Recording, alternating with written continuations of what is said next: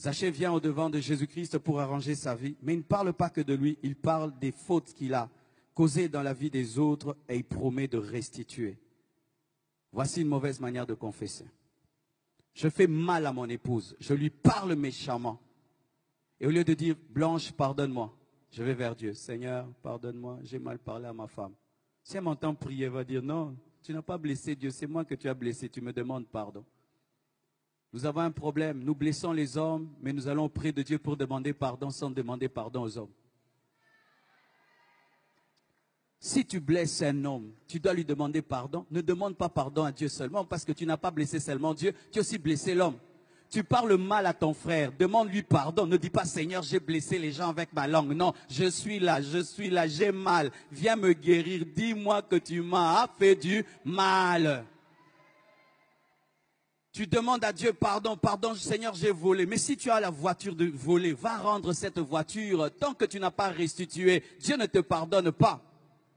Seigneur, pardonne-moi, j'ai pris le mari d'autrui. Dis à cet homme, rentre auprès de ton épouse, je t'ai volé. Et va chercher cette femme, présente des excuses et rends-lui son mari. Mais si tu demandes seulement pardon à Dieu, alors que tu as blessé ton prochain, ce n'est pas ça la parole de Dieu, parce qu'il y a quelqu'un qui a mal et qui a besoin que tu t'excuses. C'est facile de s'humilier devant un Dieu qu'on ne voit pas, difficile de s'humilier devant un homme qu'on voit. C'est ça le problème, l'orgueil. Oh Dieu, délivre-moi. Arrêtez cela, il n'y a pas que Dieu, il y a aussi l'homme.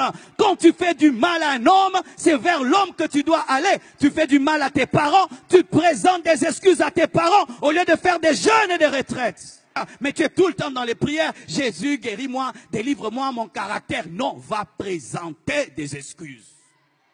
Tu ne parles plus à ton père, tu ne le salues même plus, tu ne parles plus à tes enfants, tu blesses même tes enfants, tu insultes ta fille, insultes tes garçons, vous êtes bêtes, vous n'allez pas réussir à l'école, et puis oh Dieu pardonne-moi, ton enfant a mal, demande pardon. Zachée était devant Jésus, mais il parle des autres parce que c'était un voleur et il a rendu au quadruple ce qu'il avait volé. Si vous pardonnez aux hommes leurs offenses, votre Père Céleste vous pardonnera aussi.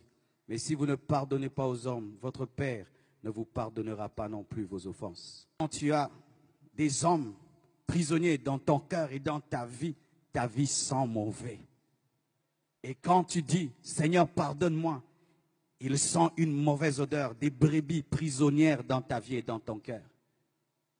Quelle est cette personne que tu n'arrives pas à supporter? Il suffit seulement que tu la voies. Du coup, tu es dérangé. Tu la tues même dans ton cœur, tu te dis, vis comme si je n'existe pas. Tu fais ta vie et je fais la mienne. Tu me vois et tu fais comme si tu ne m'as pas vu. Et si même je meurs, ne viens pas à mon enterrement. Tu l'as tué. Tu es un meurtrier. Quand tu te comportes envers un homme comme s'il n'existait pas, tu l'as tué et tu es un meurtrier. Et au dernier jour, Dieu t'appellera meurtrier parce que tu l'as tué dans ton cœur. Tu le rencontres, tu fais comme si tu ne l'as pas vu. Il peut être face à toi, tu ne lui parles pas. Tu l'ignores, tu es indifférent. Et certains même disent, je lui ai pardonné, mais je suis prudent. J'ai mis de la distance entre moi et lui. Mais quand Dieu te pardonne, est-ce qu'il met de la distance? Il te restaure. Mais toi, quand tu pardonnes, tu mets de la distance. Quand tu le vois, tu es troublé. Tu ne sais plus bien parler. Tu es déstabilisé parce que tu as de la haine, de la rancœur.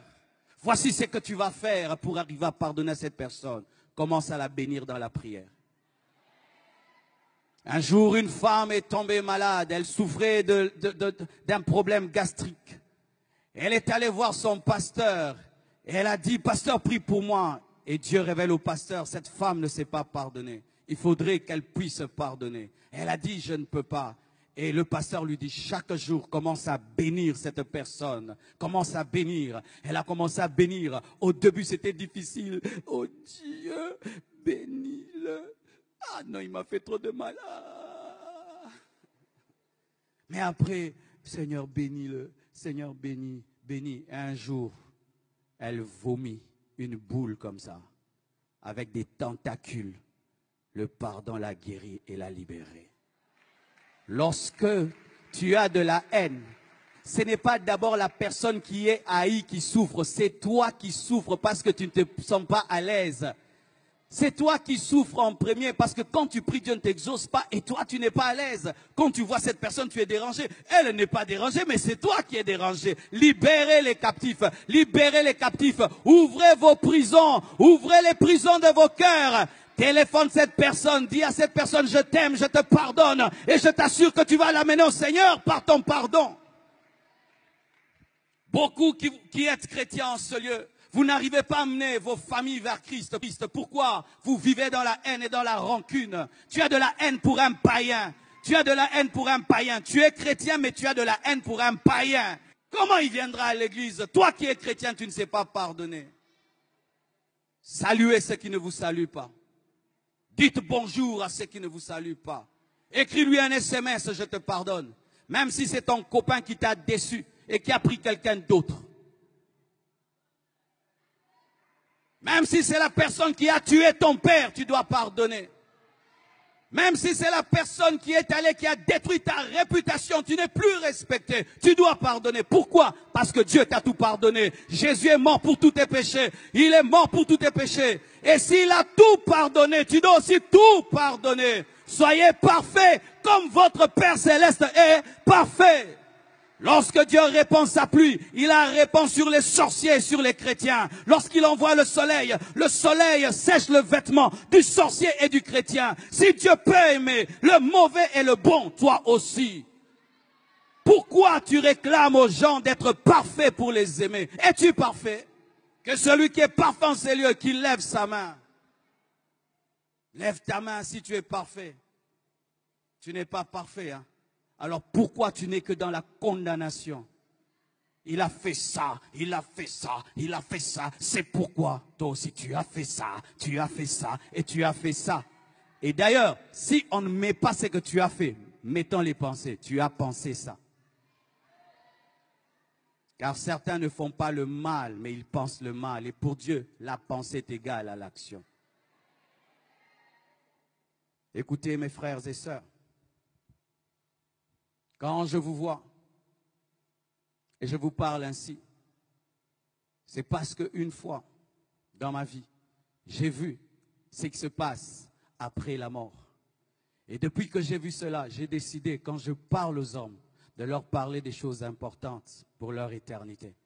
Et je vous demande vraiment d'arranger vos vies ce soir parce que l'éternité existe. J'ai eu une vision d'un jeune homme qui était dans le coma, à l'hôpital, et qui avait un grand-père qui lui prêchait la parole. Et son grand-père lui a prêché la parole lorsqu'il est sorti du coma, il lui a présenté Jésus. Et ce jeune, malgré qu'il était malade, a refusé. Et quelque temps après, il est mort. Et voici ce que j'ai vu. Lorsqu'il est mort, il y a eu comme un trou sous son lit. Il a commencé à descendre. Son âme descendait dans le feu. Et je l'accompagnais dans ce feu. J'ai entendu son âme qui parlait, qui disait, « Qui arrêtera ma course et ma descente ?» Et je sentais la joie du diable, des démons, qui était dans la joie de voir cette âme perdue pour l'éternité. Et il regrettait de n'avoir pas écouté son grand-père. Et après, j'ai vu une autre vision. Ce jeune est revenu dans son corps. Et son grand-père lui a prêché et il a été sauvé. Bien-aimé, l'enfer existe. Et ici, il y a des âmes précieuses, tellement précieuses. Et si tu pouvais aujourd'hui faire comme ce jeune homme, pas écouter ton grand-père, mais écouter Jésus, prendre une décision aujourd'hui de faire une vraie repentance, une vraie confession à la lumière de la parole qui t'a été présentée. Que Dieu vous bénisse abondamment.